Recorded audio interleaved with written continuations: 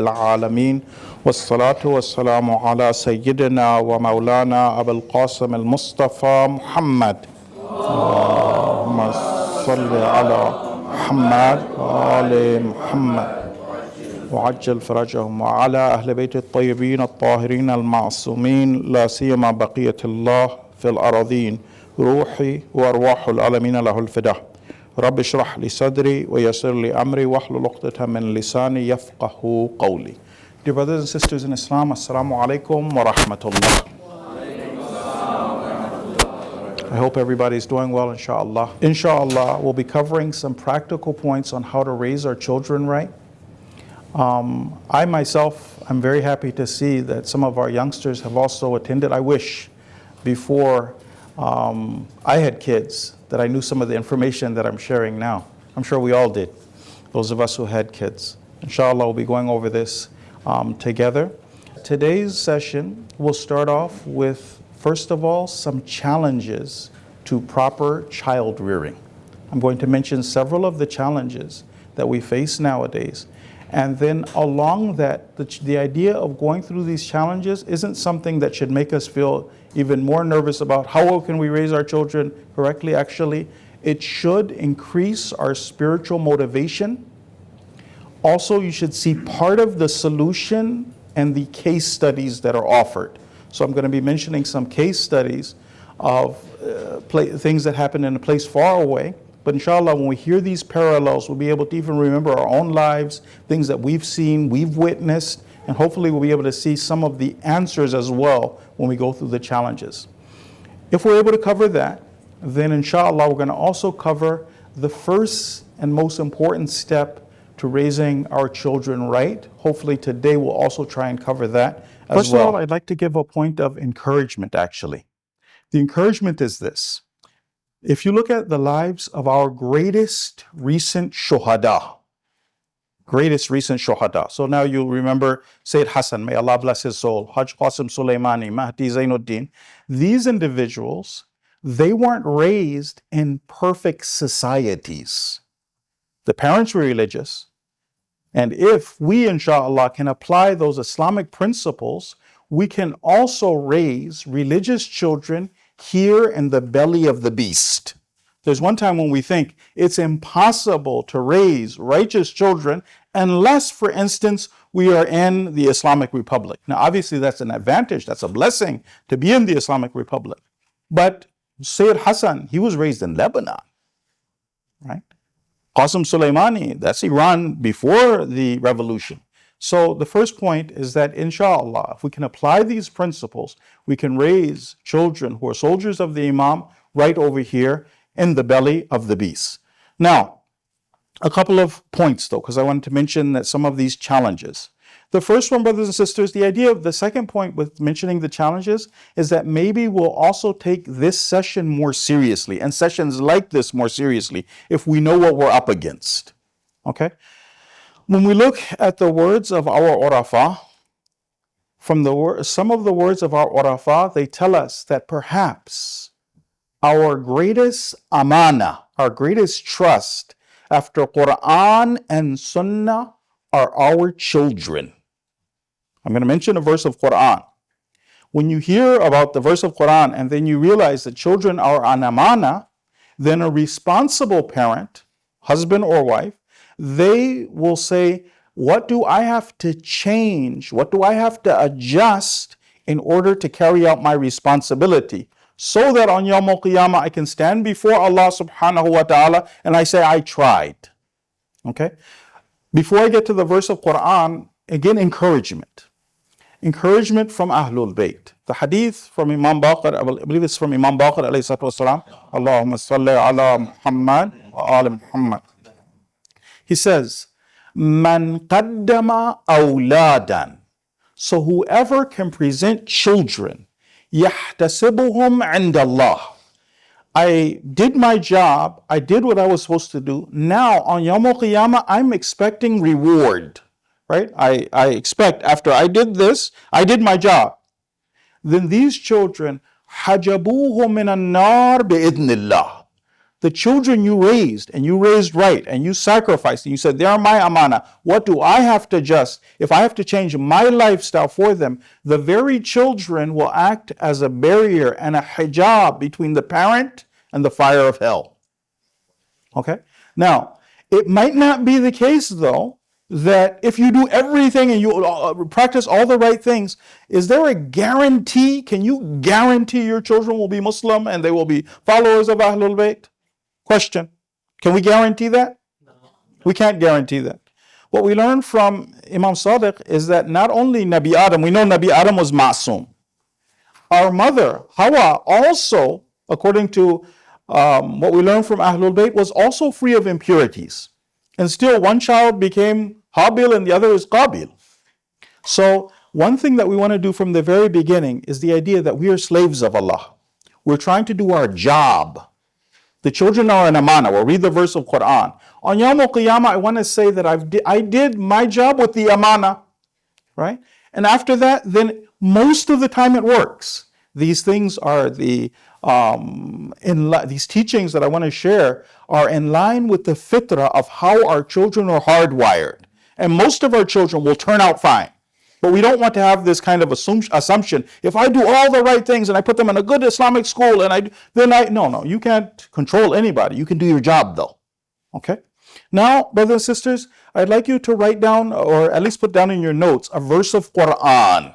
So this verse of Quran, those of you who have the Quran on your phones, maybe you can look at the Arabic of this verse and we'll go over it together. So if you can turn to Surah number 4. Surah number 4 and verse number 58. Does anybody see this part of the verse? Inna Allah ya'murukum. Yes? Okay. Let's read this together. And let's keep in mind all of those who cannot read ayat of the Quran anymore. Right? Sayyid Hassan, all of your marhumeen, Sayyid Asad Jafri, our own people that we know, right now we can keep them in mind, inshallah, when we've left this world. Others will recite Quran and they'll remember us. A'udhu billahi minash shaitanir rajim. Allah says, Inna Allah ya'murukum. Truly, Allah commands you, an tu'addul amanati ila ahliha, that you return the trust to their rightful owners. So you and I, all of our children were born perfect. They were born on the fitrah. If we can follow some of these principles, then we'll have done right by the amanah. When they go back to Allah, we'll say that I did my job, now it's on them. We'll give our children a fighting chance. So that's one. The other one is that even though I'm going to start off mentioning these challenges, as I say before, then one, we human beings, we were created to be problem solvers. When we share the challenges, it's not something that will scare us. Okay, well, how do we fix this? What do we do? Right? More spiritual determination, inshallah, to do the right thing. As Allah says in the Quran, never as a believer do we despair. Surah 39 and verse number 53. 39:53. Does anybody see in 39:53 this part of the verse? La taqnatu. Anybody see that? Okay, let's read this together. Never, as a believer, la taqnatu min rahmatillah. As a believer, I never despair of the mercy of Allah subhanahu wa ta'ala. We can fix it. We do our job. Allah is the one who is there. The other encouragement is this. This is from Amirul Mu'mineen now. Hadith. That the greater the challenge, the greater the reward. If you're raising your children right here in the belly of the beast, right, in the great Satan itself, then the greater the challenge, the greater also the reward. The Imam says, كُلَّمَا كَانَتَ الْبَلْوَى وَالْإِخْتِبَارِ أَعْظَمُ. So the greater the challenge, the greater the task, كَانَتِ الْمَثُوبَةِ وَالْجَزَاءِ أَجْزَلُ.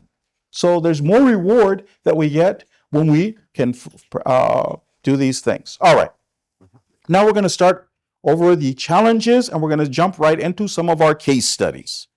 The first challenge that is there for believers, mu'mineen and mu'minat, is a lack of awareness of the system of Islamic Tarbiyah and its principles. If you want to have your notes organized, it's a lack of awareness.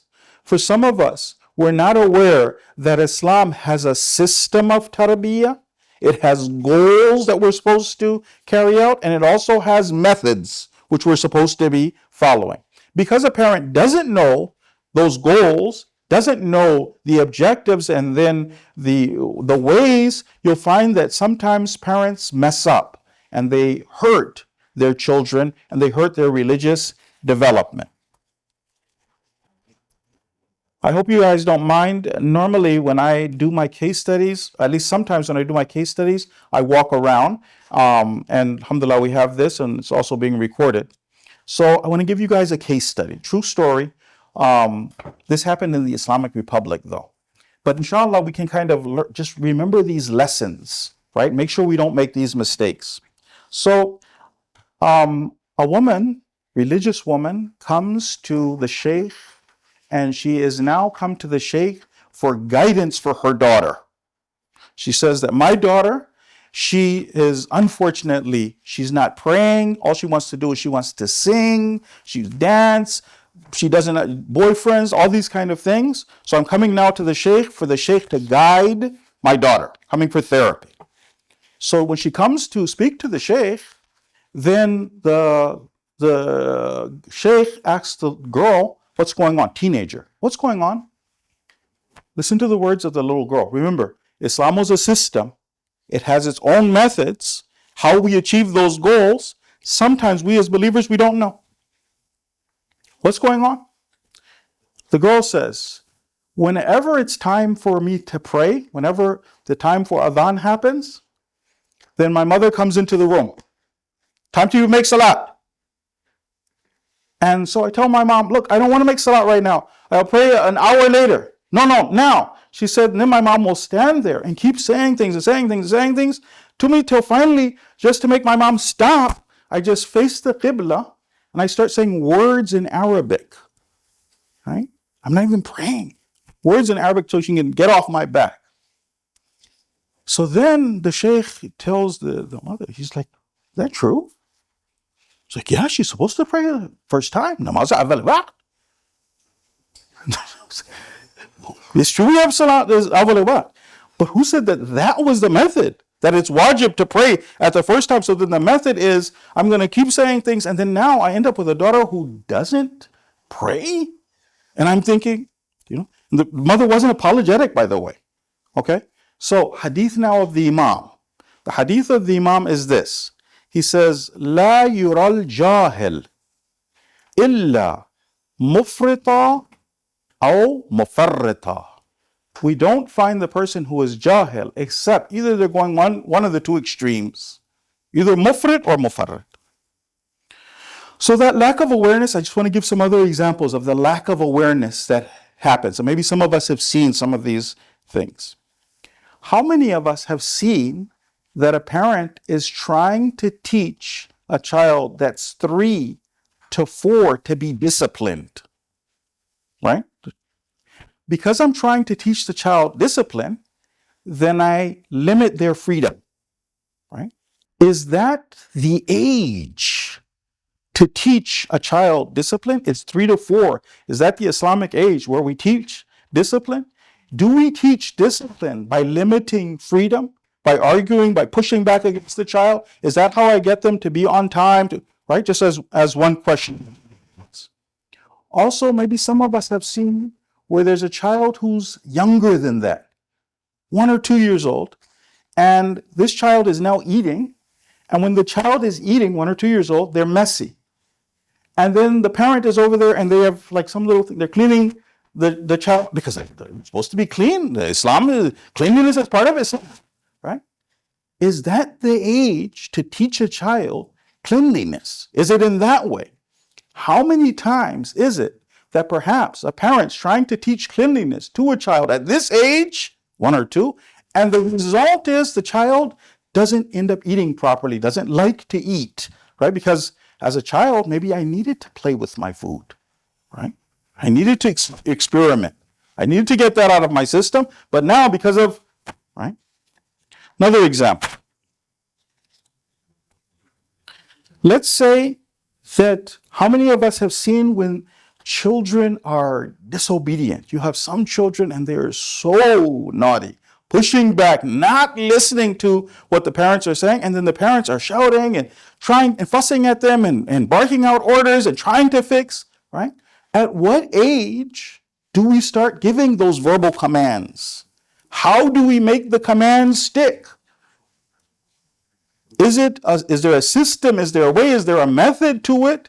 Or is it because we see sometimes the kids are so stubborn, fighting back against the parents, against the siblings, fighting back against everybody, right? What is that method that's there in Islam where I can give a command and my children will willingly obey me? That's what we're looking for when the child wants to listen to the parent. But what do we do? When do we do that? How do we do that? Another one that's really scary is this. Sometimes a person is very religious, and inshallah, this isn't any of us, very religious, and absolutely certain that the methods that I'm doing to raise children, this is actually Islamic. This is the method. So it's what we call jahl murakkab, right? I think, I haven't studied what Islam says. I don't know what the principles are, but I think this is the method of Tarbiyah. I'm advising other people, telling them, this is how you raise your children properly. And I don't know how complicated the human mind is. There's stages of development. There's a time for these different things. We're not supposed to be just willy-nilly kind of doing these things. This is now, again, hadith of the Imam. This is from Amir al-Mu'mineen. So we're going to come to a conclusion. Knowledge is a necessary prerequisite for doing Islamic Tarbiyah. One of the things we're going to ask from our center, from our scholars, from visiting scholars, is classes on Tarbiyah, reminders for ourselves. Hadith now. This is from Amir al-Mu'mineen. He says this, Ya Kumail. So he's talking to Kumail. Ma min harakatin. Kumail. There is no haraka, there is no action, no step that you take. Illa wa anta muhtajun fiha ila ma'rifah. In every step that you take, in every haraka that you make, then you need ma'rifah, right? So that first challenge was that literally sometimes it's not the case, and we're not going to blame those who went before us. We're going to try and fix this for ourselves. Sometimes what happens is there aren't enough classes on Islamic Tarbiyah. I don't know that that's my priority, and so I haven't received that training. So that's challenge number one. Challenge number two, let's see if it gets me pushback from our audience. Okay? Challenge number two, brothers and sisters, is sometimes there is parental belief in and acceptance of Western psychology. So unfortunately, we don't have enough books that have been written from an Islamic point of view. So I'm trying to go over and trying to figure out how to do this. What should I do to raise my child right? Sometimes I'll end up relying on Western psychology or, God forbid, Western psychiatry. And that, from an Islamic point of view, is a mistake. Even in the Islamic Republic, by the way, in the Islamic Republic, they have clinics where people are teaching Western psychology and you see the result in the Islamic Republic. Some of the examples, if you hear, you'd be so surprised, you'd be shocked at the advice people are giving people based on Western psychology. Right? This science is fundamentally different. I guess I'll tell you right now what the leader says. He calls it dhatan masmoom, intrinsically poisoned. Our view of the human being, you and I, we believe, based on teachings of Ahlul Bayt, that we are the best of Allah, ashraf of the makhluqat. We believe in God. We believe in the soul. Right? We don't believe that you can fix the problems of a human being without connecting them to God. We don't want to fall into that trap of those people who think, well, if I go to the hospital and I break my leg, the doctor's a Hindu. I don't need him to be a Muslim. He have to be Shia in order to fix, I broke my leg. Right? Is this science, is it like that? That who cares? Right? The principles are different. The goals are different. The claims, they don't even claim that what they're trying to teach is to raise a child who will be the soldier of Imam Mahdi. Some of the things you and I believe, they think are just completely wrong. For instance, and this would happen even in the Islamic Republic, whereas for you and I, we think that it's natural, if we raise our children right, that they should have haya when it comes to the opposite gender. They should have haya. But what they formally teach is against haya. It doesn't make sense to them, the haya that you're preaching for your children. So the principles are different, the methods are different, and we don't want to fall into that trap of being one of those people who just say, well, a psychologist told me there's children's psychology studies have been done, and then go over and then fall into that trap. That one also is one that we want to make sure that we don't fall into. I want to give you guys another case study. A case study, and then this individual, he ended up first going, this is in Iran, by the way, in Iran, but then he ends up going back to a sheikh to get some guidance afterwards. So this guy comes to the sheikh and he's suicidal. So he said that he had gone for therapy over in Iran. He was like depressed and not knowing what to do, this, that, and the other. And they said, you need to get a girlfriend. Very easy. Bismillah. So he followed the advice. He's in a worse place now. By the time he had come to the sheikh, he was one step from suicide. He was like, if you don't have an answer for me, I'm done.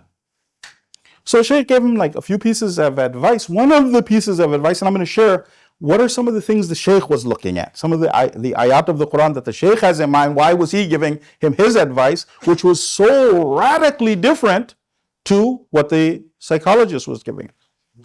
So one of the things that the sheikh told him was, he said, one of the things, he was like, look, I want you to make sure that you give something to the fuqara yourself, right? Like personally, even if it's a raw potato, but I want you to give to the fuqara yourself. A couple of years later, the guy comes back. Do you recognize me? I'm that same guy. He said, oh, you didn't commit suicide? He said, no, I'm regular now. I'm praying. I'm fasting, everything. Right? He said, but one of the things that really helped me was you helped me to establish a relationship between myself and giving something to the fuqara. And that helped. So now let's go over some of the principles that made the advice of the sheikh be so different to the advice of the psychologist. One of your principles is this. If you see someone struggling, you know that the real problem is they're not connected to God. I'm going to give you the verse of the Quran. The cause for our problems and misery in this world is our lack of a relationship with our Creator. Let's read a verse of Quran. Let's see if everybody can find this verse of Quran, and let's read this together. Brothers and sisters, can you turn to Surah number 20? Surah number 20 and verse number 124. Remember, this young man, he was advised to sin to get out of his depression. Okay? Does anybody see وَمَنْ أَعْرَضَ? Yes. All right, let's read this together. Bismillah ar-Rahman ar-Rahim. What happens to a person who turns away from God right here in the dunya? وَمَنْ أَعْرَضَ عَنْ ذِكْرِي. And whoever turns away from my reminder, I'm not connected to my Creator, right here in the dunya, not praying, not fasting, what happens? فَإِنَّ لَهُ, truly for him, مَعِيشَةً ضَنْكَ. This person will have a straightened life. That's here in the dunya. They'll be miserable right here. وَنَحْشُرُهُ يَوْمَ الْقِيَامَةِ أَعْمَى. And on Yawm al-Qiyamah, we'll raise him blind. That's in the akhirah. But right here in the dunya, the person, their life will be miserable. So when they advise the young man, you're struggling with depression, so therefore sin. You see, they had another principle. Their principle is that if you sin, right, first of all, you need to sin in order to get out of your situation. You know what the problem is? Feeling guilty about sin. You need to stop feeling guilty. Just commit the sin. Stop feeling guilty. Right? That guilt, that's what causes depression. You should see some of the other advice they give. Subhanallah. So what do you say from Ahlul Bayt side? This person who's looking for peace, looking for tranquility, struggling, your advice to them is another verse of Quran. So, brothers and sisters, can you turn with me to Surah number 13? Surah 13 and verse number 28. Anybody find it? All right. Let's read this one also. Ala bi dhikrillah. Know this. It is only with the remembrance of Allah. Ala bi dhikrillah tatma'innul qulub. That the hearts find that peace. Okay? And now that hadith about that relationship with the fuqara. So what was the Shaykh trying to do? I know this person, their real problem, right now they're struggling with depression, they're not praying, these kind of things. I'm trying to reconnect them with God, because it's only with the remembrance of Allah that they're going to finally find peace. One of the things I advised him was to be connected to the fuqara, even if it meant just giving a raw potato, because the hadith, this is now hadith Qudsi, where Allah is speaking to the Prophet and he says, Ya Ahmad, O Ahmad, mahabbati mahabbatul fuqara. My love, what I appreciate as God is the love of the fuqara. And then it continues, go with them, be next to them, attend their gatherings, stuff like that. So that's what he was trying to do. Step number 3, the third challenge that makes it a little bit more challenging nowadays than it was back in the day, right? Nowadays, another thing we're all aware of is our competitors for our children's attention and time have now increased.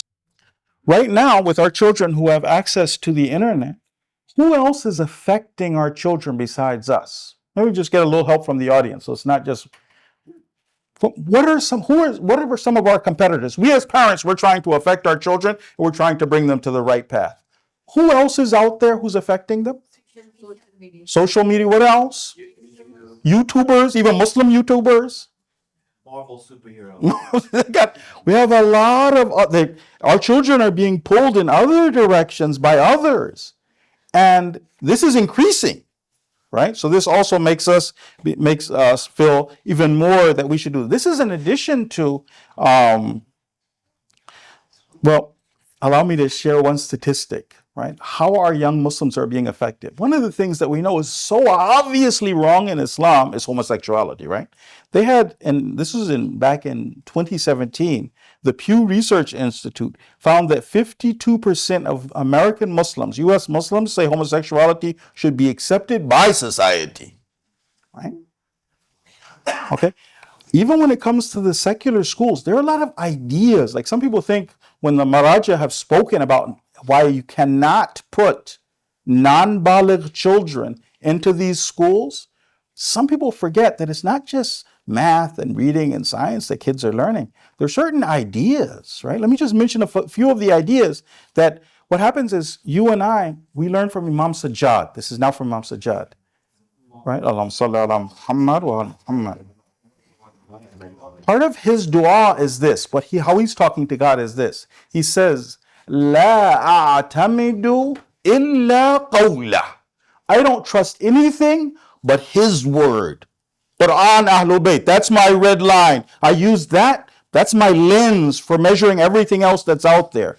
But how many Muslims, it's not like an intentional evil kind of thing, some of these ideas have started to creep into the mind, right? Rationalism, the social contract, feminism, humanism, right? Moral, like there's a lot of these little concepts that have been creeping into the minds, and sometimes our kids, you'd be surprised. Empirical science, that's God.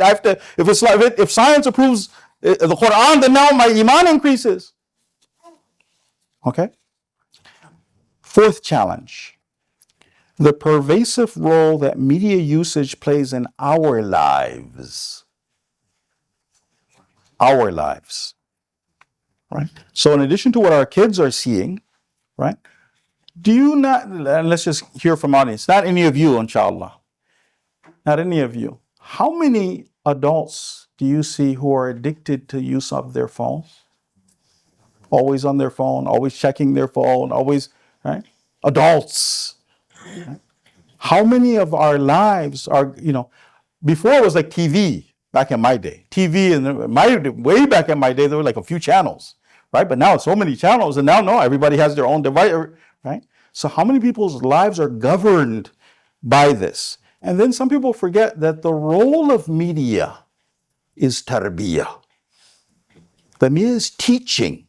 It's not just entertaining or distracting. That's the real role of the media. Let's read another verse of the Quran where we'll see what they're trying to do. They're trying to make munkar, right, things that are wrong become right, and vice versa. Ayat of Quran now. So, brothers and sisters, can you turn with me to Surah number 27? Surah 27 and verse number 56. 27:56, where munkar becomes ma'ruf and vice versa. So the story is about the Prophet Lut, right? And they are throwing Prophet Lut out of the village and saying that you need to leave. Why was they saying this? They says, فَمَا كَانَ جَوَابَ قَوْمِهِ. The answer, the jawab of his people was none other إِلَّا أَنْ قَالُوا. They said, أَخْرِجُوا آلَ لُوط. Drive out the people of Lut. مِنْ قَرْيَتِكُمْ. Make them leave the city. إِنَّهُمْ أُنَاسٌ يَتَطَهَّرُونَ. Their problem, they want to be pure. What's wrong with these people, right? Okay. Now, some of these things, the challenges now are on us. Okay. Challenge number 5. Devoting a minimal amount of time to tarbiyah. Islamic tarbiyah, if we want to do it the right way, it does take time. But for some various reasons, I'm going to mention a couple of them, sometimes we find that parents are devoting even less time than they used to their kids. I'll see if I have my study here. They had some studies about how much time people actually spend talking to their kids on a daily basis. Are people talking to their kids? Are they having conversations? If they are having conversations, is it go get the chores, take out the garbage, right? Or are they having real conversations with their children? What are some of the challenges, right? Sometimes, so the parents are spending less time, and then, for instance, the parents are trying to keep up with the Joneses, right? This person has this kind of house, this person this kind of car, I have to spend more time.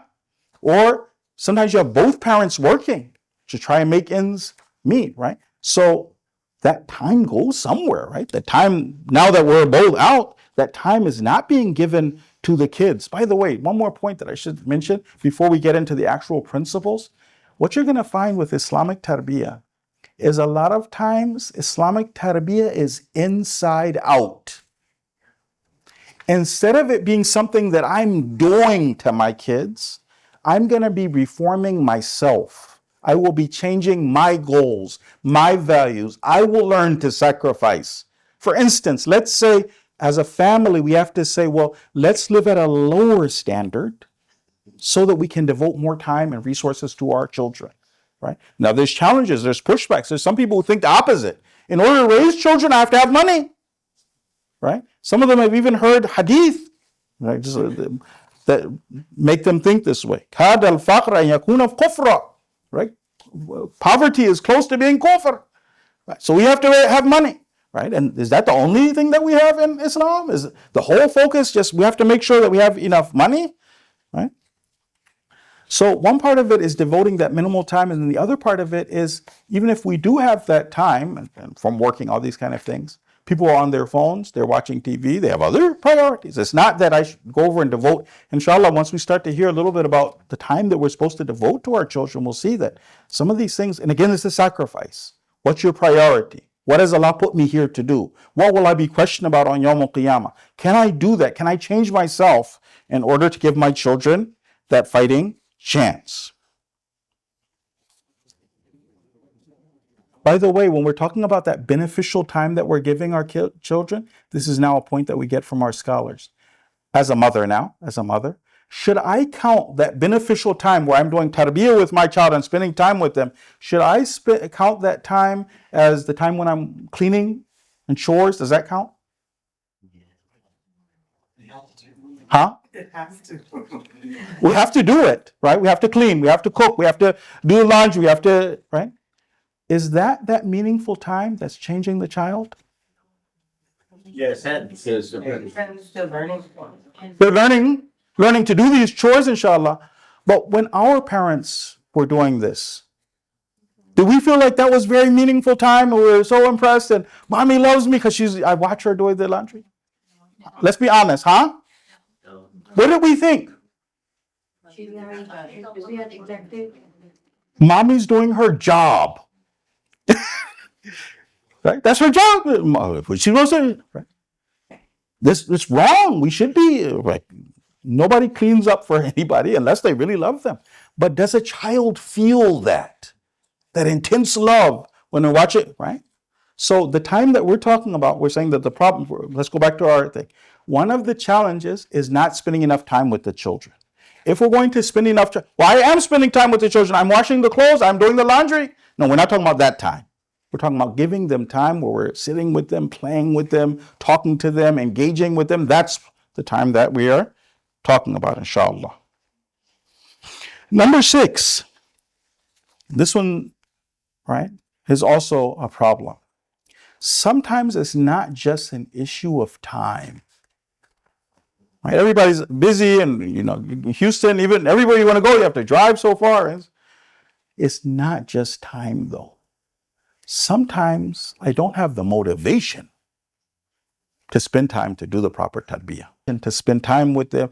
I'm busy, I have things to do, I have a lot going on. To sit down and untie those knots and spend time and play and talk and engage, I don't have the motivation to do that. And what they tell us is sometimes this is a result of overconfidence in the parent and the current state of the child. I can't see that my dear child will be the one who has left Islam. Right? Because I look at them now, they're praying, they're in school, right? So I get overconfident in that. I see they're respectful to their parents. Because of that overconfidence in the current state, that leads me to not spend the appropriate time with them, to engage with them, to talk with them, to get to know them, find out what's going on with them, right? I want to give you another one of these case studies, another sad case study, unfortunately. Young man was in his 20s, and they're going to speak with the young man. And again, some of these things are just sins. Going to speak with the young man. He's in prison now. In prison, eyes puffy. What's your problem? This young man, you'd be surprised, he came from such a religious family. In his area, his father was always known for helping people out, financial problems, he'd be fixing and calling, getting things sorted out for them. Mother, masjid, helping people out and stuff like that. What happened was, unfortunately for this young man, the way he grew up was he was alone in the house. When he was in the house, his dad's on the phone talking, fixing things. His mother's going out, right? So he grew up without spending a lot of time with his parents. He grew up lonely. Second problem, he only has him and his sister, and the age gap between him and his sister is several years. So it's not like his sister could fill that gap. He's looking for a friend, and he stumbled across the right Iblis. That guy got him into some stuff. Now when they're talking to the young man, he had killed somebody. And before he was good in school, he was praying, all these kind of things. Overconfidence in what's currently happening, that doesn't mean I need to go over and spend that time. I can't imagine my son be on death row. He's on death row. So that overconfidence, that's part of the reason that some parents just don't have the motivation. It's not necessary, right? I can't change to spend that time and do it. One other point just to kind of keep in mind, it's a lot easier to invest time when they're younger and do it the right way, and to wait, right, the other way. I'm not going to do it, and then I will invest time, but it'll be a lot of time now fixing, right? If I can start this process when my children are young, engaging with them, talking with them, playing games with them, building that intense emotional relationship with them, it's a lot easier than not doing the right thing, and then now, and then I will spend time, right? This is just a principle we have from Ahlul. It's kind of a little bit scary, but it's okay, inshallah. Okay? Man mana'a haqqan lillah. Do you have a question? Okay, bismillah. So when you say time and early age will have more return, can you give the age bracket or age range when you're comparing giving time in early age versus later age? Like, are you talking about 10 to 12 years or earlier or later? Yeah. Be So specific. So, first of all, for us, we would be starting to build that emotional relationship from the time the child is tiny, right? By the time they're 7, our children, the core part of their personality might be formed. Now, this is not to say, let's say I'm hearing this and I realize that, you know what, I didn't spend enough time with them. Now my kid is 12. Does that mean I throw my hands in the air? No. Whenever we start, it's better, right? Whenever we reverse the process and we start, then that's good. But ideally, for our younger brothers who are here, from the time your children are young, you're engaged, and your children don't have much of an expectation either. They just need a little bit of time, attention, playing games, right? And then we continue that relationship. What happens sometimes is when my kids are really young, then it's easy to be loving. I might even tell them how much I love them, play games, stuff like that. As they grow older, then I say it less, right? Because now we're bumping heads, right? How much love does a person need? Inshallah, we'll cover that later when we talk about some of these practical steps. But so I'm spending less time, less of these things. But ideally, we want to, when I'm talking about investing time, from the early ages, the idea that when our children are younger, we're spending, how many hours a day do I need to spend playing with kids? Right? To that extent. Right? So younger, and then later we'll be trying to build on that relationship that we had with them, but that continues. That first 7 years is very critical, but again, that doesn't mean that now we throw our hands in the air. Now my son's 14, 15 now start. Now I can build that relationship. Allah is there. Allah will help. I try and do that. Okay. So we're going through the challenges so far. One of them we said was just not having enough time and energy for them. So this is another kind of principle we want to keep in mind. It's harder to build and easier to destroy. Right? Like a house like this, how long would it take to build a house like this, right? But if you want to demolish a house, it doesn't take much time, right? So if we could keep that principle in mind when it comes to raising our children, that it takes more time to build correctly, but demolishing and doing things wrong is thing. So we want to keep that kind of in mind. Next challenge is the modern lifestyle. This is challenge number 7.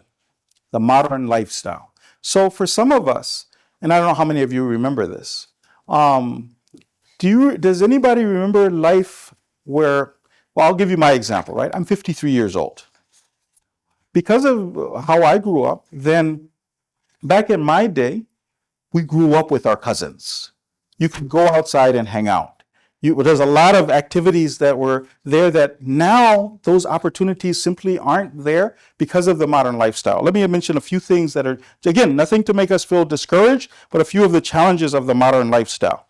Number 1, people are working longer hours than before. Okay? People are having fewer children. One of the things that children need are other children. That helps do tarbiyah of the children. Some people think I should do the opposite. I should have less children in order to raise them properly. Actually, having children is, right? Another one, indoor lifestyle. We'll cover some of the hadith. Indoor lifestyles, as opposed to the outdoor lifestyles, an apartment life. Right? Sometimes we have, especially if we are going to do this the Islamic way, the right way, we're going to encourage our children to get married early. If our children are getting married early, they're not going to all have massive houses, right? We want, inshallah, that every broke college student can get married, right? Ideally, right? If you look at the words of the leader, what the leader is saying, whenever anybody feels it's their time, that's the time for them to get married. That's the time for them to get married. That means we have to start trying to facilitate that. That means we have to have trained our children from early on how to handle a relationship. And children can respond. I'll give you one, this is a side point, but you and I, what we're trying to do when we're raising Ashura'i families, we take Karbala as an example. We want to raise our children so by 14, they can make the same decisions that Qasim made right? So the first 7 years I spend it, I'm going to talk freedom and playing and these kind of things. The second 7 years, I'm going to have raised you in such a way that by 14, you are an adult. Qasim, right? Qasim made the biggest decisions in history, decides to defend his imam, right? But that's the tarbiyah that we're trying to do. We're trying to reverse engineer Qasim, which means that we're preparing that. So that means, ideally, for us who are raising our daughters or raising our sons, we want them by that age to be, if they choose to, get married, that they can even handle it. There's one time when the person was a big baby. How old are you? 27 years old. What do you do? Well, I have a degree, this, that, and the other. Play video games. But I couldn't run a family, right? Some of us, I don't know how many of you remember this, some of our grandparents got married early. People didn't always wait this long, right? That's not the way of the fitrah, is not, right? Anyhow, the modern lifestyle. So we'll go over a couple of these things. So when I say apartment living, it just means that we have to make up for the apartment living. It doesn't mean that, okay, well now if I don't have a mansion, then I won't get married. Alhamdulillah, another reason not to get, no, astaghfirullah, right? But hadith. Part of the good fortune of a man is to have a spacious home. Ideally, we want to have a home that's large enough for children to be able to run around in. If we don't have that, we have to make up for it with the parks, going outside. By the way, just as encouragement, sometimes we have to change how we think. We have to remind ourselves, and especially those who are getting married, our brothers and our sisters, that Allah is the Raziq. Allah is the provider. Every time a new child enters into this world, Allah provides for the child. Sometimes if I think of it from a Western point of view, I'd be like, this pie, how many ways can we divide it? We're struggling right now. There's 2 people, 3, 4, right? That's the opposite of ayat of Quran. Let's look into a verse of Quran, Surah 17, brothers and sisters. We're going to try and change the way that we think to think like Quran Sunnah with their lens, as opposed to, I'm not getting married now because I don't have a mansion, because you told me the hadith said have a spacious home, I have an apartment, right? The other way we're going to look, Ahlul Bayt way, Quran way. Verse of Quran, Surah 17 and verse number 31. What does God say? That talks to the parents who are poor. And it says, don't kill your children out of fear of poverty. We will take care of you and we'll take care of them. This verse is the opposite. It says, Nahnu narzuquhum, right? We will take care of them. We'll provide for them. Wa iyyakum, we'll take care of you as well. What some scholars have said was this, that the first set of verses, the people were like, I'm struggling. I'm worried about having a child because what am I going to do? The other one is to have enough that they can take care of themselves, but then they're thinking, if I bring somebody else into this world, how will I take care of them? If I can change my mindset to think how Ahlul Bayt, Hadith says this, Ar-rizq ma'an nisa wal-iyal. Rizq is actually with women and dependents. You get married, Allah increases. So one of the things that we want to use in order to do proper tarbiyah of our children is making benefit of nature. Our children need nature. That's something that we have to kind of build into our programs. I've mentioned a few of the hadith of Ahlul Bayt. This one from Imam Sadiq, it starts off saying that there are 10 things, the Imam teaches us about 10 things that put us in good spirits. One of them, he says, is taking walks, right? We're supposed to go over and just take walks, right? He says horseback riding. Immersing oneself in water, so not even swimming, just being in water, looking at greenery. These are all things, right, related to that nature and that effect that it has on the soul. We have hadith from the Prophet where he says that looking at the ocean is ibadah. So I'm literally sitting on the ocean, just looking at that, the calming effect of looking at that water. Our children, if we want to raise them the right way, young children do need to play with dirt. We have hadith that says that dirt is the spring of children. So young children arranging for sometimes not being so hypersensitive. I don't want them to get in. No. They need to go over and spend some time outside, right? And we have that famous hadith where that talks about swimming and archery and stuff like that. So conclusions before we move on to solutions.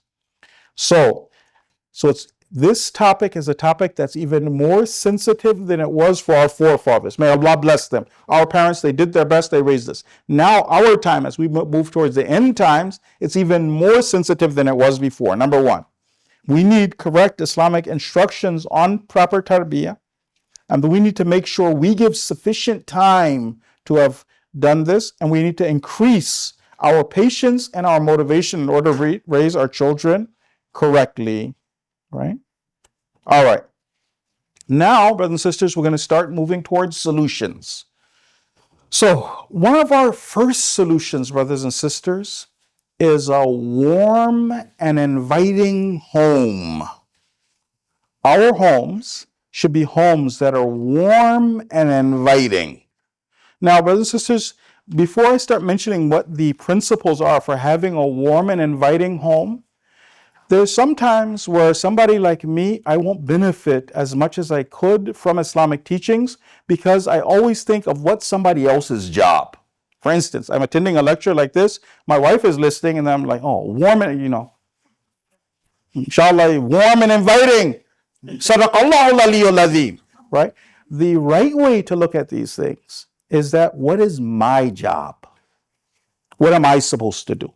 What does Allah want from me? Am I doing enough to create that warm and loving home for my children? We're going to talk about what happens if a house is not warm and loving. What does that do? How dangerous is that, especially in this day and age? Right now, we'll talk about, inshallah, the positives. And we want to make sure we keep these things in mind, even if our spouse isn't perfect. We'll talk about that as well. What do I do if my spouse isn't perfect?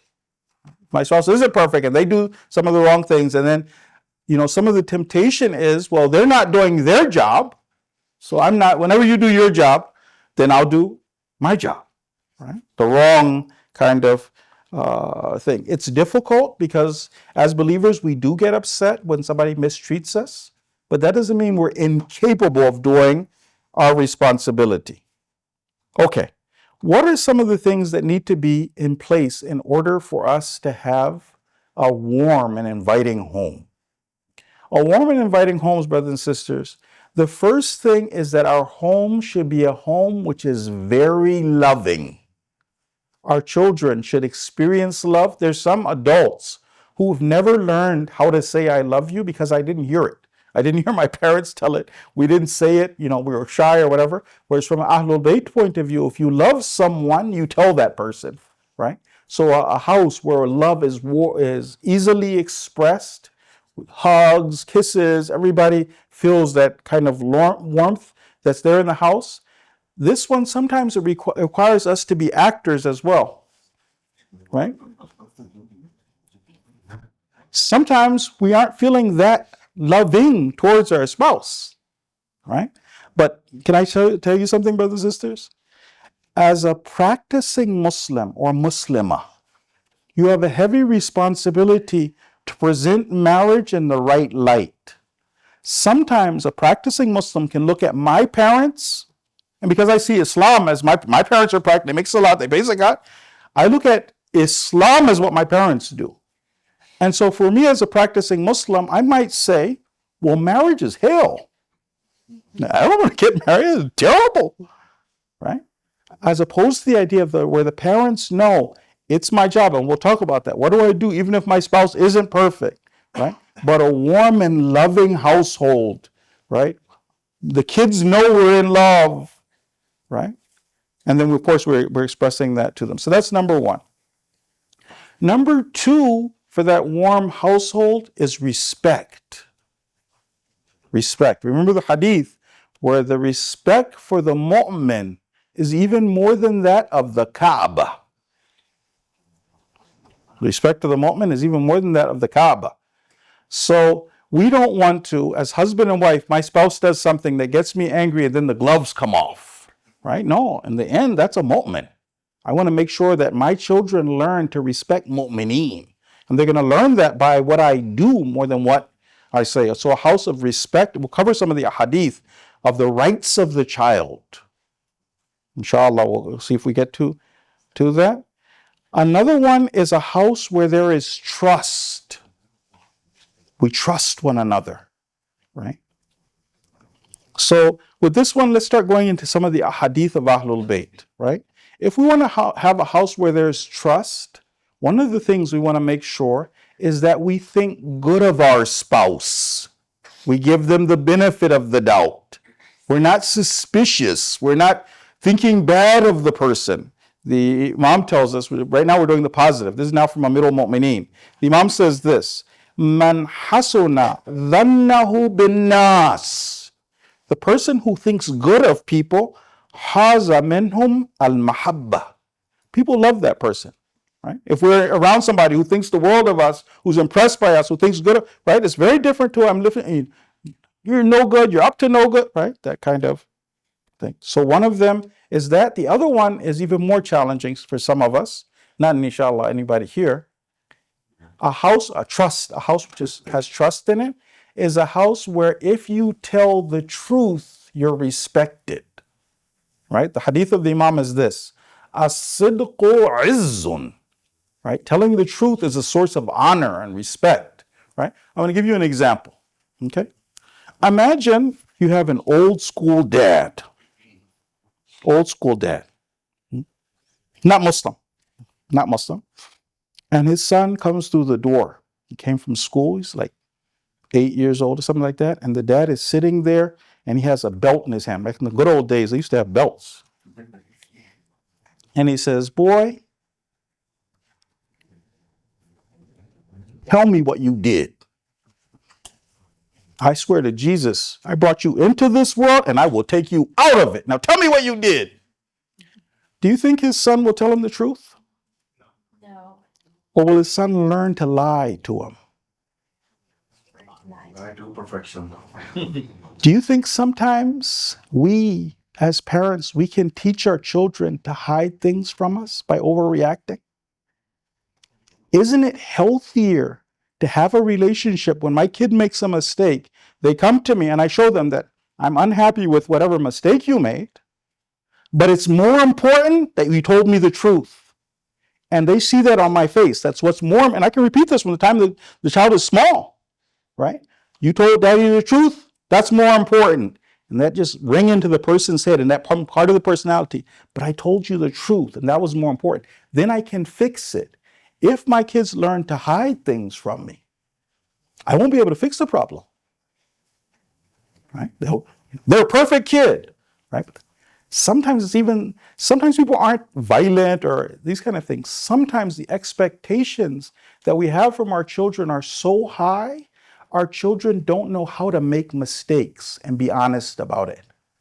Dad, I was just feeling a little lazy today, right? That's not acceptable, soldier. Right? There's another time when I raise them in such a way, you tell me the truth. That the Imam says, as-sidqu izzun. If you tell me the truth, that's what's important. We'll figure out the other things. Yes, I'm unhappy with that. Inshallah, we'll fix that. Right? So now, bigger question. Do you think spouses can teach one another to lie to them? By overreacting? By going berserk? Somebody tells me the truth and then I go berserk. They're like, well, I learned that lesson. Won't be sharing anymore. Isn't that me though? Right? Because remember, the focus over here was, what is my job? What am I supposed to do? Can I create a situation where my house has trust in it because my spouse can talk to me? Or do I rule with an iron fist? You better never, right? Is that helpful? Is that useful? Is that a loving house? A loving house is a house where if you tell the truth, you're respected. A loving house is a house where I think good of you. The opposite of the loving house is a house where I'm suspicious, and it's a house where people lie. Step number 3. So we started off with the idea of love in that house, respect in that house, trust, and we said the 2 parts of the trust, right? The next one is a house where people feel appreciated and understood. Appreciated and understood. And again, you and I'm starting with my part, right? Not, I hope my husband is listening to this hadith, this ayat of Quran, right? But my job. Do I notice every time my husband goes to work, every time he takes the garbage out, as a believer in Allah subhanahu wa ta'ala, as a person who says, La hawla wa la quwwata illa billah, I believe Allah got me a meal. Allah did the laundry. Allah, right? But Am I a person who can just say, well, ashukr lillah, thank you, God? Or do I need to thank the means, right? So a couple like this, it never becomes, well, that's your job, right? My wife cooked a meal. Well, yeah, you want me to clap? Your job, do your job, right? Another time, every time my spouse cooks me a meal, I'm thanking God and I'm also thanking her. My husband goes to work, I'm thanking God, right? My kids will grow up and they'll see that every time a meal was made, everybody said, thanks, Mom. The food was delicious because I saw that from my dad, right? Or vice versa, from, again, everybody trying to look at themselves. In this kind of a household, Ahlul Bayt type of a household, where our good deeds are appreciated, where every member of the family feels appreciated, I notice what other people are doing. This is not about me. I notice what other people are doing in the house, and I thank them. They feel appreciated. Hadith now, Amirul Mu'mineen. The Imam says this: if your relationship was already good, right? You have a good relationship, but my son today, he took out the garbage or he did dishes, and I thank him. What happens if the relationship is already good? Husband and wife now, because we're focusing right now, husband and wife. Shukruka lirradi ank. The person's already razi. They're already pleased with you. They're happy with you. But you're grateful. You notice. Thank you. I appreciate. He says, yaziduhu ridan wa wafa'ah. This increases the person in satisfaction, in loyalty. Somebody notice. I matter to somebody. If I'm the kind of person, every size, you see like Imam Khomeini or Allama Tabatabai. Imam Khomeini so in love with his wife at 80. Right? You're like, past the honeymoon stage. No, every time my wife does something, it was Allah. So if the relationship is already good, what about if the relationship isn't so good? Let's say I'm going to start it now. I haven't always been always noticing and appreciating, but I'm going to start now. This is what the Imam says. Shukruka lisakhiti alayk. If the relationship is bad, the person's actually upset with me, yujibu laka minhu salahan wa ta'attufa. It helps repair the relationship and it causes greater closeness. So if I start to do this, then that's how. The last one, so now so far the fourth, we covered 4 of them. Oh, sorry. So I said appreciation and understood. I mentioned, I forgot this one. The understood. What does understood mean? Understood means this: if my spouse is going through something, or my children are going through something, I adjust my expectations to what you're going through. Example, some women when they're pregnant, they even get sensitive to smell, right? Like a scented candle, but now, right? So do I have the same expectation from my spouse when she's pregnant as I do when she's not? My husband just walked through the door. He is tapped out. No, you better get on it, right? Or do I say, no, I understand what you're going through, right? My child, they have a big exam coming up. I adjust my expectations. In this household, I get you, I feel you, I understand you. Does that make sense? So the two sides of it. 1, I notice, and then 2, I adjust my expectations. Last one for the house, which was, and this one's very important. And again, we'll start with ourselves.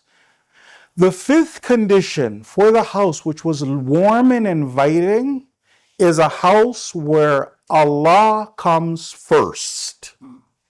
Allah comes first. No picking and choosing with Islam. Later, inshallah, we'll cover the verses of Quran, Surah Nur. If somebody picks and chooses with Islam, right? I do this wajib, I do my favorite wajib, I make you, and as my wajib, I come on, Sadaqallahu al-Aliyyul Azim, Qala Rasulullah. That's my responsibility, then I push back. These people, the Quran tells us, they're mean and a bully. The Quranic word is a dhalim. I pick and choose with Islam. Quran, we'll cover that verse inshallah later. The right household is a household we put Allah first. Whatever Allah says, Rasulullah says, not picking and choosing whatever Allah says. Okay. Now, so that's the warm and inviting house, the house where there's love. There's a house where it's screaming and shouting. Kids look. Crying, huh? The kids look outside the house for comfort. The kids look outside the house. So your children need rahmah, they need love, they need mercy. I don't find it in my own house. Where do I go? Online, my friends outside. And those people who I love, who I care for, who I think care for me, they're the people who are affecting me and affecting my decisions. Later, inshallah, we'll cover what are the 5 things that happen if a child feels intense love. When we see this one, we see like, there's a way of raising our children right here where if the children feel intense love, what will that do? Right? Inshallah, we'll get to that. But if I don't feel that love in the house, if it's a quiet house, then I find my way outside. I find that love, that peace, those kind of things. And God forbid if there's fighting and screaming and shouting and stuff like that, right? So there's a point over here also. I'm going to just mention this right now. Inshallah, we'll get to it later. But of course, you and I know in proper Islamic tarbiyah, we have to model correct behavior, right? It's not about me, like we said, it was inside out. The behavior that I want to see in my child, I want to model that behavior before them, as opposed to I'm going to tell you, and then don't look at what I do, you look at what I say. No, I have to act. That's much, much more effective. Okay? We're going to have to get our children ready for the second 7 years to be able to obey us. We'll cover this, inshallah. We'll see how much we're able to cover. The second 7 years, we're expecting our children to learn to be a good soldier. The first 7 years, you've heard the hadith before, the child is a sayyid, a master in charge, right? During that first 7 years, was I supposed to see obedience modeled or not?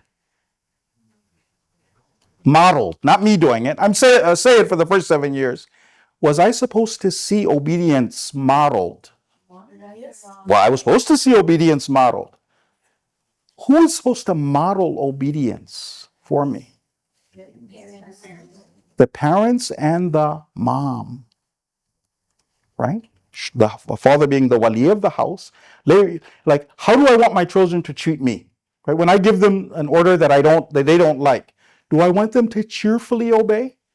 Or they're like sucking their mom, right? Rolling their eyes. We don't like that, do we? When it comes to the husband being in charge, then our sisters have to be cheerfully obeying the husband then, right? When they disagree. Not the husband says, let's go inshallah for ziyarah. And the wife says, labaik, we're going for ziyarah. That's not the challenge. The challenge, we don't agree. I'm saying don't do this. To cheerfully obey. To model that obedience. So your children listen later. They're learning for the first 7 years, right? And later we'll cover, inshallah, we're going to cover the idea of tarbiyah, right? Tarbiyah by observation. Kids are watching. And they're learning. There's a lot of things that happen. We're going to cover the 4 principles. What happens when I learn through observation? Inshallah, we'll cover that. But just remember right now that they're learning and they're watching. So later we're going to want our children to obey and listen, right? You make sure that for our sisters, that you obey your husbands. You're modeling that behavior so that you can see it. Also for our husbands to make sure that your wife is a flower. Amirul Mu'mineen, the hadith of Amirul Mu'mineen. Make sure your wife is a flower, loved, respected. The hadith talk about one of the rights of the child, male or female. Nobody do or say ugly things to their mother. We're going to talk about what happens if we argue, we're married to an imperfect spouse. Inshallah, we'll cover that. First, from what our urafa tell us, some of the worst memories that a child has are of their parents fighting and arguing and discussing and debating, right? We don't want that to happen. Right? If we can have the warm home, we're going to cover a verse of Quran. What is the warm, inviting home, that safe environment? What does that do for the iman of our children, the faith of our children? Ayat of Quran, Surah number 48 and verse number 4. Does anybody see? Huwa alladhi anzala. All right, let's read this together. 48:4. Huwa alladhi, he is the one, anzala sakinata, He caused sakina, that peace, that tranquility, to descend fi qulubil mu'mineen, in the hearts of the believers. Why did God do that? What are we trying to do with that warm house where there's sakina, where there's tranquility? لِيَزْدَادُوا إِيمَانًا مَعَ إِيمَانِهِمْ, that they're in faith, their iman increases with their iman, right? My faith increases when I'm in this warm and inviting environment, right? So we want to keep that in mind. Now, how do we do with that imperfect spouse? Right? So it'd be great if we were married to one of the malaika. You know, they always do the right things. Alhamdulillah, I could always be showing respect. The children are learning. Sometimes you're married to a spouse who's not perfect, in all honesty. Right? Sometimes stubborn, sometimes doing mistakes and stuff like that. How do we keep this going? I want to mention a principle we learned from Ahlul Bayt. I call it the hadith of the sinner and the saint. The sinner and the saint. Okay? The Urafa would recite this hadith. So imagine the person who is the sinner, somebody like myself, and the saint, the Ayatollah Behjat as an example, right? Sinner and saint. For us, in this practical example, I'm going to assume that I am right as the spouse and my spouse is the one who is misbehaving, right? What happens if two believers meet one another? Hadith from Imam Baqir. Innal mu'minain. Truly, if two of the mu'mineen, they meet each other and then they shake hands with one another, then God places his hand between the hands of these two believers who shook hands. Two of the believers met, they shook hands, God puts his hand. But then Allah turns with his countenance to whoever loves the other believer more. The Urafa, they were making sure their students are aware of this. Sometimes I'm the practicing Muslim. I'm the saint. Maybe the other person, they look and they see this person is always doing the right things. Maybe they love me more than I love them. So God will turn with his countenance to that person. So in the case that I'm not married to a perfect spouse, I still want to make sure that according to the hadith of Ahlul Bayt, I'm doing the right thing. I love them for higher reasons. I love them for Allah, for Ahlul Bayt. Anybody who has love of Ahlul Bayt, I love this person, right? I see their positives and I love them for those things because God is so important to me. So we want to keep that love there. Now, step number 2, sometimes when the spouse is misbehaving, so we're going to have something called proactive patience. Proactive patience means there's 3 signs of proactive patience. Number 1, I don't get tired. I've been doing this for a long time. I don't get tired. Number 2, I don't get lazy. Sometimes I stop being the best version of myself. And number 3, it doesn't make my relationship with Allah bad. Right? That I start complaining, why Allah? This is not fair. Right? So I'm dealing with a spouse who's imperfect. Proactive patience, I'm going to wait till the right time. I will address the problem, but sometimes I can't address it right away. Now, with proactive patience, sometimes what happens, the reason I'm not able to do proactive patience is I feel like the person's getting away with it. Right? They're taking advantage. Imagine, I'm the wali of the house. The husband is the wali of the house. And my wife disciplines me in front of the kids. Right? Then I say, Islam says, Ar-rijal qawwamuna 'ala an-nisa. I will put her back in her place. When I discipline the child's mother in front of them, who am I helping? Who am I hurting? When I discipline the mother, a weakened mother is hurting the kid, right? Or disciplining the dad in front of the kids. That doesn't, right? We do these things behind closed doors, right?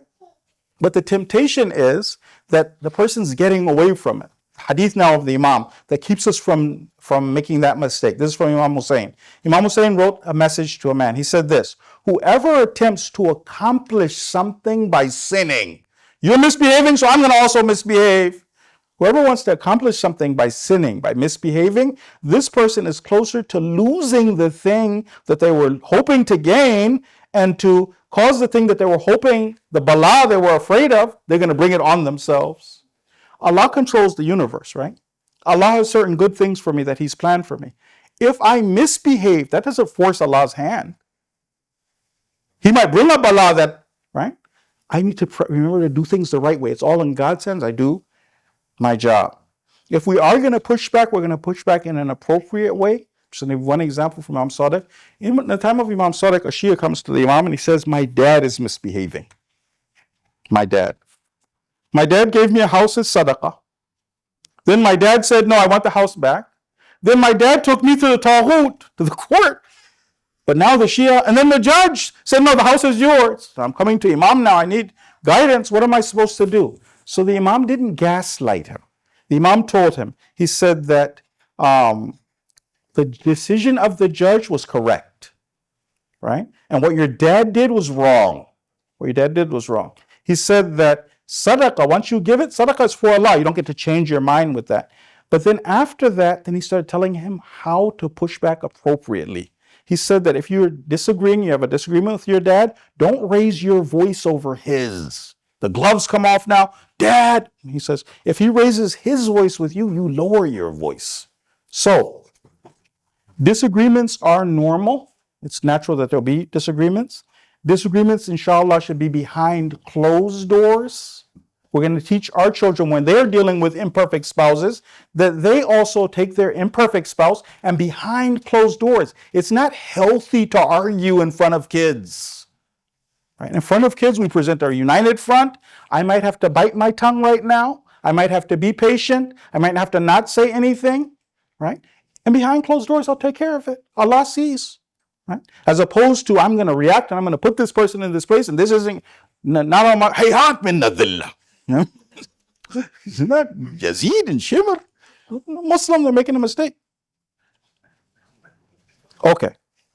And also for ourselves, we want to make sure that if, this is also something our kids should learn, if my spouse is saying something that's right, don't dig in. The hadith of the Imam says this, when we're talking about the traits of the muttaqeen admit to the truth before witnesses are brought against them. Right? If it's right, it's right.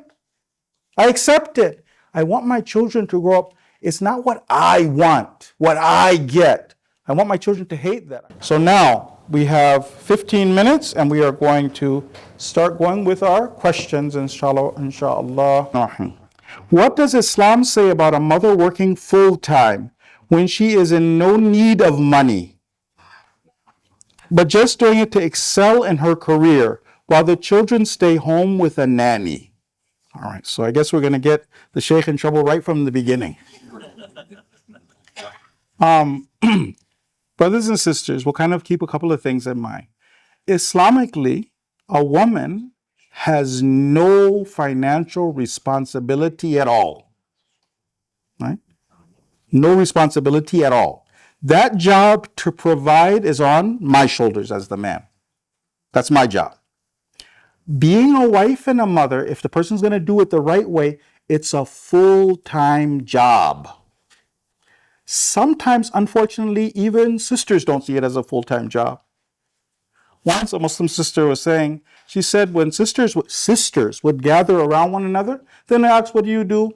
And so, I'm a rocket scientist, I'm a pharmacist, I'm a lawyer, I'm a this, I'm a that, power lunches, and then, I'm a housewife. And you could see the sisters don't believe it. We've been so indoctrinated by the West. Instead of, more important than being a rocket scientist and a pharmacist, I'm a mother. If we want to look at what God sees, right? So that is the highest priority. Yes, there are some times, not like this question, there are some times when literally my husband has, I have to work in order to, the lights aren't going to be off, right? That wasn't this question. This question is that, look, it's not needed. Right? It's not one of those emergency situations. We need female gynecology. There's only women can do. That's one of those, Joe's kind of job. No, another time I'm working to excel, like in this question, in that situation, and then the children are being raised by a nanny instead of being raised by their mother. Right? And again, this isn't to point out anybody or talk. Right? We're just trying to find out for ourselves. Islamically, should our mothers be raising their own children or should nannies be raising them? Mother should be raising them. That's the responsibility. If somebody has to sacrifice, even if the family says, let's have a little bit less, right? Can we adjust how we think to say that most important, the Amanah I will be asked about on Yawmul Qiyamah are these children. Can I do that job? The job Allah asked me about. Making more money, these kind of things, not the highest priority. And some of these things, they come back to bite us later. I'm making up for it. I have mommy guilt. So I'm buying the kids things, right? But that doesn't replace the person who was there when I cried, when I needed to talk, right? So for the first one, in that situation, making her house, meaning first of all, making God her priority, her relationship with her husband her priority. We have hadith. It says that there is no intercessor, right? No one to do shafa'ah, more effective for a woman than the pleasure of her husband. Right? Making my husband, my house, my kids, my highest priority. And then if it comes to that sacrifice where it's not needed, then I have to, inshallah, try and stay home. And number two. So legally, allowed early marriage is a social taboo, but it strengthens taqwa. How can we convince unsuspecting mothers and kids about avoiding social evils? Okay, so maybe the question is about the early marriage. Brothers and sisters, if we could solve this one, there are so many spiritual casualties. We're living in a hypersexualized society where people are exposed to things they should not be exposed to. It leads to children becoming baligh early. In the West, they want to make the children physically baligh early, but the mind still isn't developed. For us, we keep them away from seeing certain things, and we make the mind develop. By the age of Qasim, you're an adult. So what happens is, if we could start the clarification jihad on some of these things, some parts of it would be quoting words from our leader on marriage. What does he say about early marriage? Some parts of it is sharing stories about, because there's so many good kids who literally, the challenge that I had was that I was ready to get married. My parents said, no, not until you get your degree. Now, we have a lot of casualties, but we can give those real life examples, those case studies to those parents to see what they're doing. Help them to recognize that this is loan to the kids. If somebody wanted a sandwich, right? I said, I'm hungry. Right? Wait for 5 years, big rush. I'll give you a sandwich in 5 years. Kind of craziness. Right? So having those conversations with the families that we can. Also, can we lower the standards for marriage in this way? Lower the standards in this way.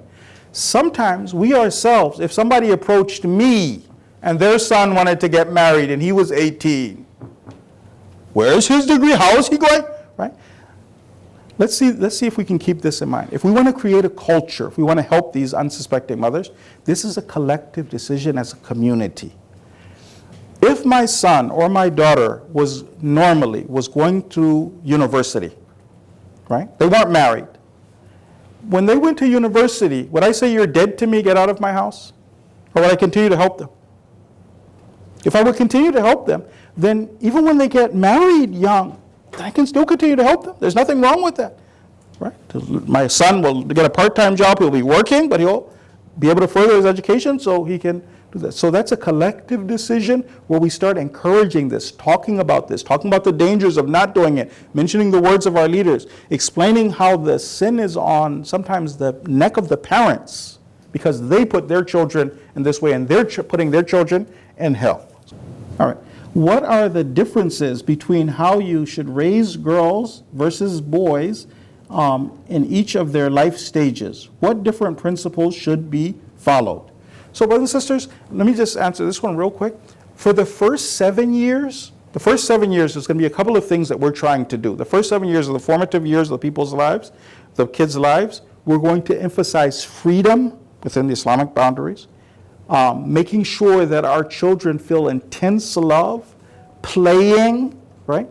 And that makes no difference between boys and girls. We're not going to say that because girls become baligh at 9, then we're going to start limiting that freedom very early. No, still playing games, talking, loving, stuff like that. Now, what we also want to do is we realize that our girls become baligh earlier, and those second 7 years, we're going to start having conversations with our children. If we can start having conversations with your children, you'd be surprised at how much children understand. Now, it doesn't mean we bring up things that are unrelated to them. Certain adult topics are unrelated to our children. We bring those up. But we can see our children from the ages of 7 onwards to the age of 15 to get them used to how to seek counsel in what areas we ask them their opinion and what areas we as parents don't ask their opinion, they can get used to having these conversations. We do want to also get our daughters used to the idea of performing womanly chores, right? At first it'll be easy, right? Not making it very heavy, but we want to get them used to cooking and cleaning. Whereas for our guys, we want to make them or train them to be young men. So we'll get them used to doing some of those manly things. They're hanging out with their dad, they'll learn how to change the oil, some of those kind of manly things. So if, for both genders, if the parent of that gender could try and take them under their wing and encourage them. So example, my daughter is just starting to cook food, okay? Is the food that my daughter cooks at 9, is that gonna be as great as how her mom cooks? Okay.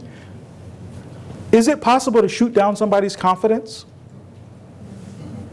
It's possible. Just one look, you know, right? Another time we're trying to help create something. So everybody appreciating, thank you, eating the food, enjoying, right? Because I'm trying to build something. So I'm encouraging these kind of things. I'm encouraging those gender-specific activities. Yes, for the first 7 years, I did what was pretty much the same for the other one. All right. Perfect example of Imam Ali's hadith for the first, the 777. So I mentioned the first 7.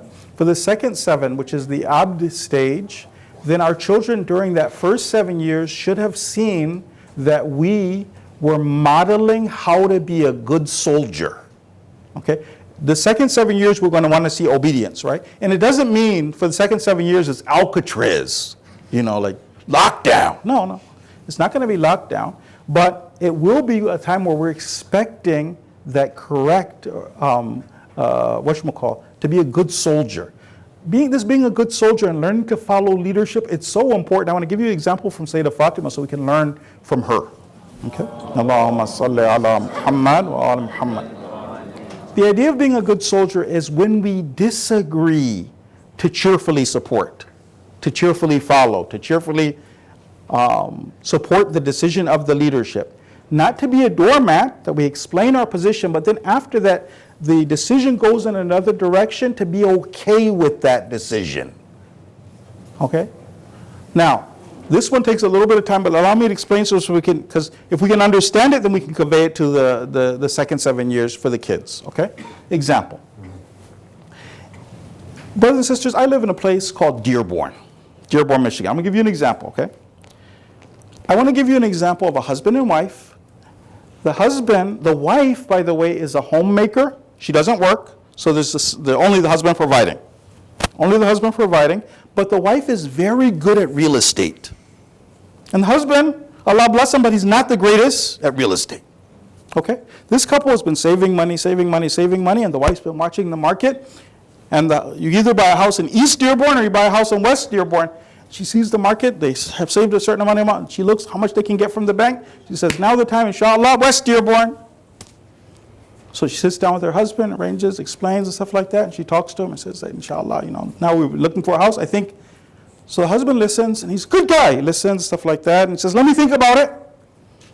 And then the next day he comes back, and he says, I think we should buy a house in East Dearborn.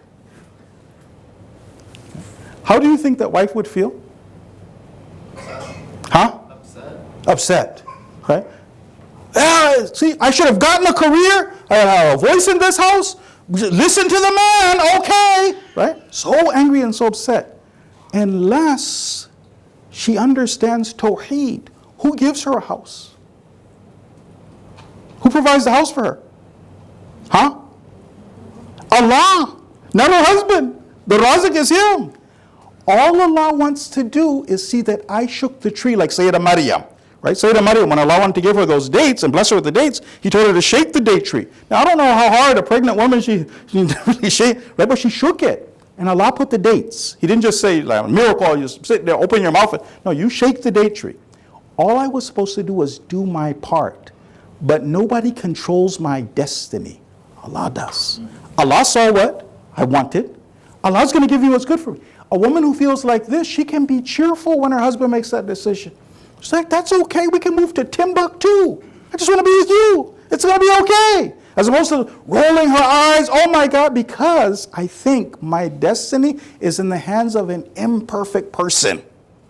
Whereas the other person says that no, this is in God's hands. So I can trust in that decision, I can be positive. Back to the final thing, and then inshallah I'll let everybody go. The final thing was this, the good soldier. So Sayyidah Fatima, good soldier means when we disagree. Now, why is it? Because I can trust God. My husband doesn't control anything. Allah does. So Sayyidah Fatima, the attackers came to her house. When they came to her house, then afterwards, then these two guys decided to do a public stunt and they want to go visit the Sayyidah. When they want to go visit the Sayyidah, then the Sayyidah says, no, I don't want to see you guys. They then go to Amirul Mu'mineen. When they go to Amirul Mu'mineen, he says, yes. She comes back to them. And he says that these guys came to me and they said they want to come. And I promised, because he didn't want to see them, she said, I promised them. She said, if you've promised them, then the house is your house and the free woman is your wife. In some hadith, they say, she said, the free woman is your slave.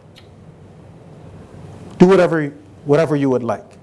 Then they came to the house, and you remember the story, she demolished them, right? She turned away, right? She demolished them.